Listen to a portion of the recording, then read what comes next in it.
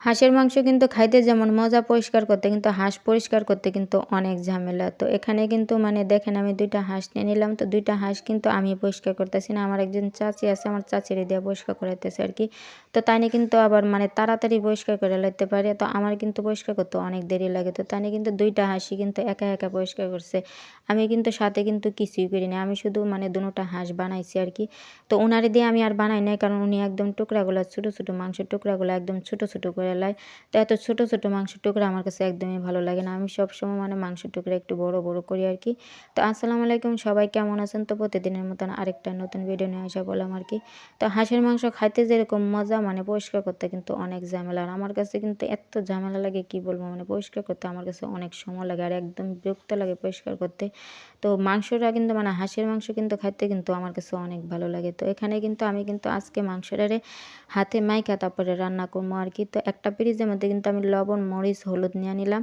আরেকটার মধ্যে কিন্তু আমি কিন্তু জিরা গুঁড়া নিয়ে নিলাম আর কি। তো আরেকটার মধ্যে কিন্তু আমি কিন্তু আরেকটা বাটির মধ্যে কিন্তু আমি রসুন, পেঁয়াজ, আদা একসাথে কিন্তু ব্লেন্ডার করে নিছি। তো এটা কিন্তু ব্লেন্ডার বাটির মধ্যে মশলাটা ছিল আর কি।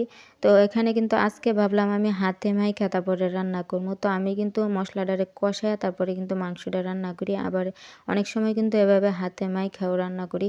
তো এভাবে হাতে মাইখাও রান্না করলে কিন্তু খাইতে ভালো লাগে মাংসটা, আবার মশলাটারে কষায় রান্না করলেও কিন্তু খাইতে ভালো লাগে। দুইভাবেই কিন্তু রান্না করলে কিন্তু খাইতে ভালো লাগে। তো আমার যেদিন যেভাবে ভালো লাগে আমি সেদিন সেভাবে রান্না করি আর কি। তো আজকে ভাবলাম আমি এভাবে হাতে মাইখা তারপরে রান্না করি আর কি। তো এখানে কিন্তু আমি হাতে মাইখা নিছি, মাইখা নিয়ে তারপরে কিন্তু আমি কিন্তু পেঁয়াজটারে একটু ভাজা তারপরে মাংসগুলা কিন্তু দিয়া দিলাম, দিয়া তারপরে এখানে কিন্তু আমি কিন্তু এখন কিন্তু ভালো মতো কষাই নেবো। তো আমি কিন্তু এই মাংসটারে কিন্তু মানে অনেকক্ষণ পর্যন্ত কিন্তু সিদ্ধ করছি, সিদ্ধ করে কিন্তু এখন কিন্তু আমি ভালো মতো মাংসটারে কষাই নেবো আর কি। তো হাঁসের মাংস কিন্তু মানে ভালো মতো না কষালে কিন্তু খাইতে একদমই ভালো লাগে না। শুধু হাঁসের মাংস না, মুরগির মাংস বলেন, গরুর মাংস বলেন, যে কোনো মাংসের তরকারি কিন্তু ভালো মতো কষাইতে হয়। ভালো মতো না কষালে কিন্তু খাইতে কিন্তু একদমই ভালো লাগে না। মাংসটারে কিন্তু ভালো মতো কষালে কিন্তু খাইতে কিন্তু অনেক মজা লাগে। তো সাথে কিন্তু আমি আলু দেয়া দিছি, আলু দেওয়া কিন্তু মানে আরও অনেকক্ষণ পর্যন্ত কষাই নিছি, কষাই নিয়ে তারপরে কিন্তু এখানে কিন্তু আমি পানি দিয়ে দিছি। তো আমার কিন্তু মাংসটা কিন্তু সিদ্ধ করতে কিন্তু অনেকক্ষণ পর্যন্ত টাইম লাগছে, অনেকক্ষণ পর্যন্ত কিন্তু মাংসটারে সিদ্ধ করতে হয়েছে। তারপরে এখানে কিন্তু আমি কিন্তু পানি দিয়ে দিছি। তো পানি দিয়ে কিন্তু আরও অনেকক্ষণ পর্যন্ত আমি জাল দিয়ে নিছি, কারণ আমার অনেক সময় লাগছে মাংসটারে সিদ্ধ করতে আর কি।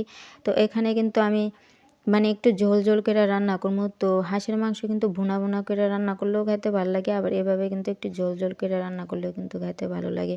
তো আমার ঘরে কিন্তু মানে আমার ছেলে একটু ঝোল ঝোল করে না রাখলে কিন্তু একদমই খাইবো না, একদম ভুনা ভুনা করলে কিন্তু একদমই খাইবো না।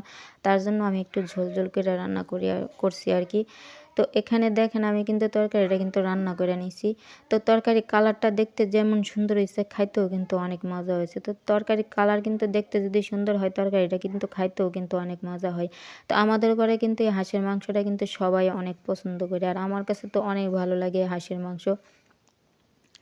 তো এখানে কিন্তু আমার মেয়ের দেয়া দিলাম খাওয়ার জন্য আর কি। তো এখানে কিন্তু সাথে কিন্তু আমি রুটিও বানাইছি। তো রুটি দেয়া কিন্তু মানে হাঁসের মাংসটা খাইতে কিন্তু মানে অনেক ভালো লাগতেছে। তো সবাই ভালো থাকেন আর কি, আর আমার জন্য দোয়া করেন আর কি। ভিডিওটা